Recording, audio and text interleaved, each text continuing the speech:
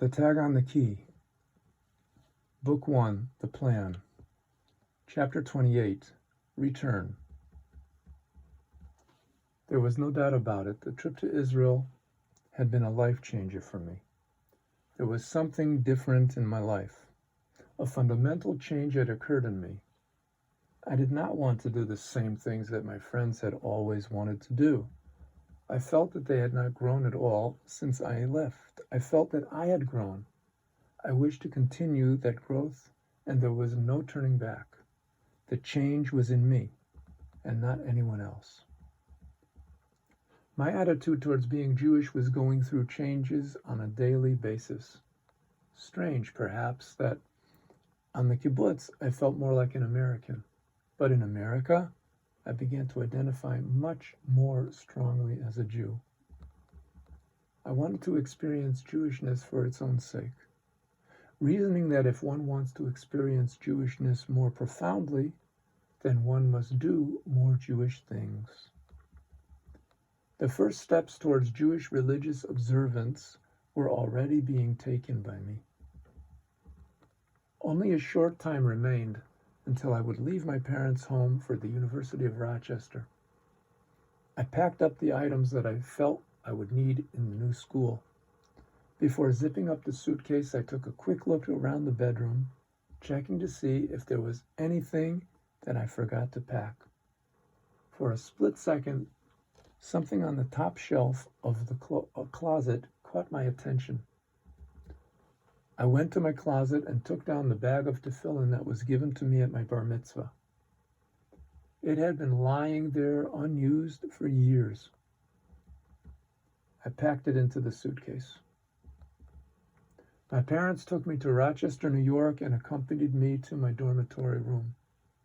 I started to unpack my suitcase, and my father spotted the tefillin. He said in a very emotional voice, "I see you brought the tefillin." It was a voice that was happy, and there were tears in his eyes. He saw clearly that I was embarking on a new life, and he hugged me warmly and wished me much success. Later, he sang me a song in Yiddish about a man who was traveling and took his tefillin with him everywhere he went. Chapter 29, University. As mentioned earlier, the library at the University of Rochester appealed to me.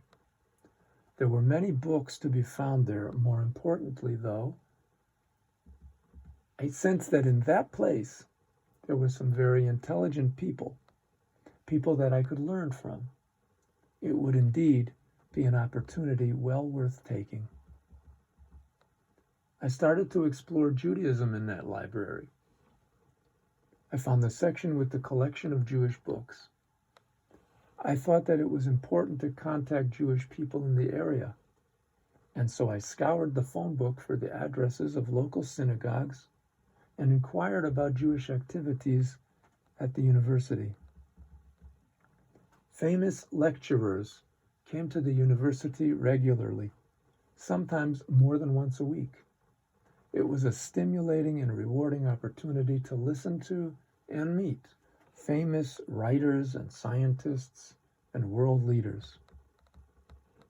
I would search the bulletin boards every day to see which new lecturers would be arriving that week.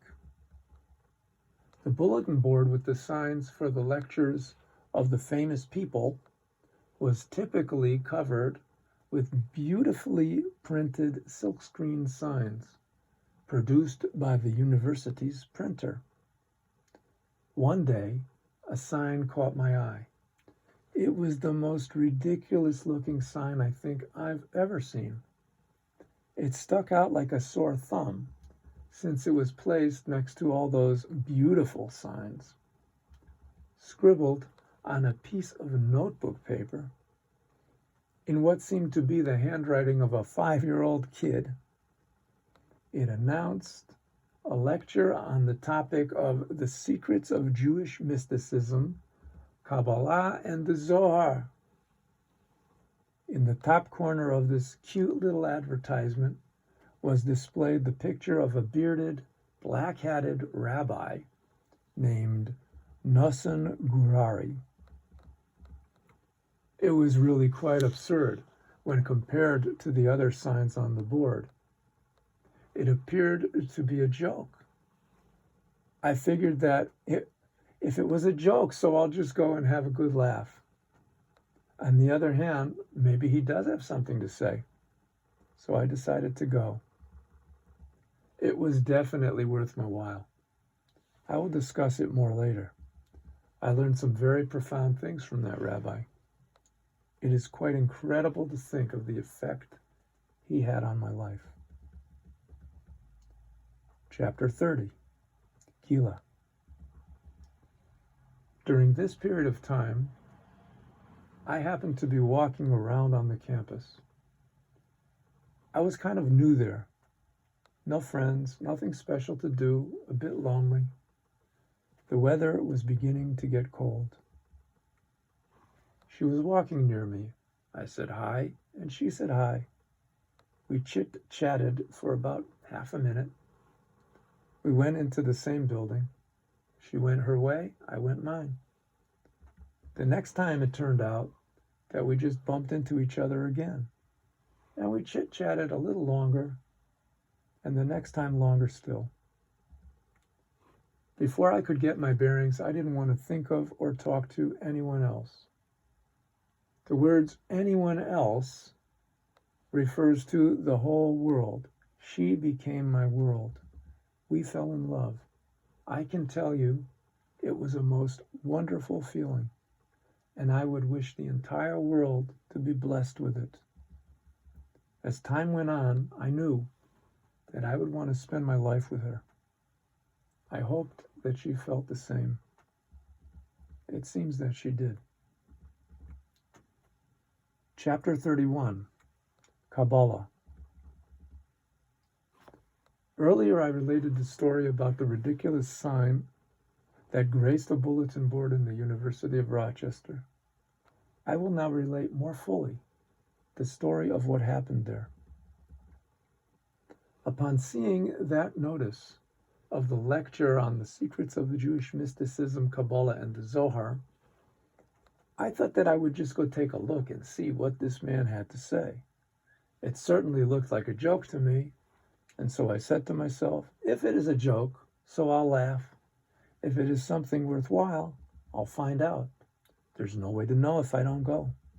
I went.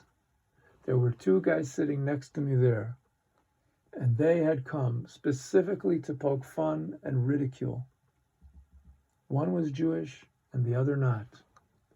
The Jewish one started asking questions, clearly intending to embarrass the rabbi. The rabbi was talking about many far out and exotic ideas. He asked the audience if they thought that these were Jewish concepts, or if we thought otherwise. Some of the wild ideas that he was mentioning, such as reincarnation and soul transmigration, to my great surprise, he claimed, were in the Jewish tradition for thousands of years. He was able to explain them beautifully. He was prepared with all the sources, not only the esoteric, but the mundane as well. The main topic that he spoke about, however, was the purpose of life, the meaning of life.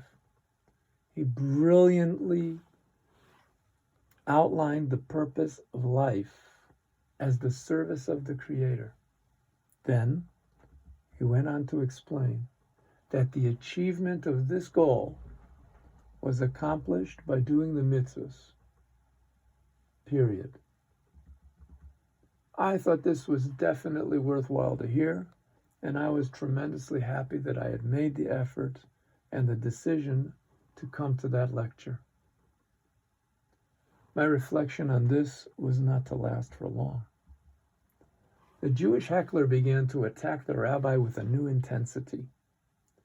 The rabbi disarmed him by speaking in a gentle voice.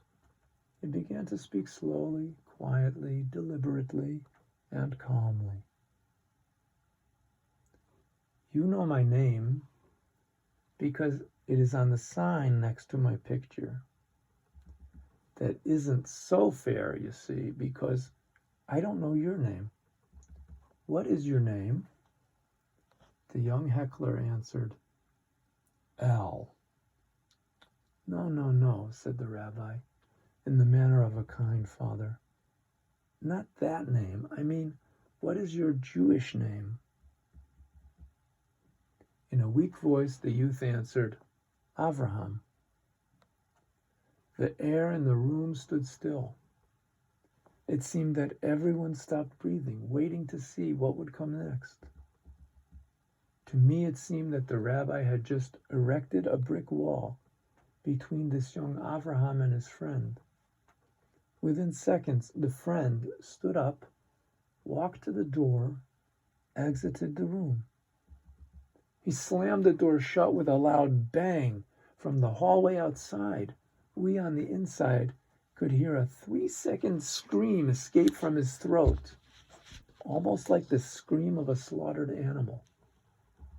This was powerful stuff. The rabbi continued with his lecture. Avraham sat quietly like a mouse in a seat. I had not seen anything like this before.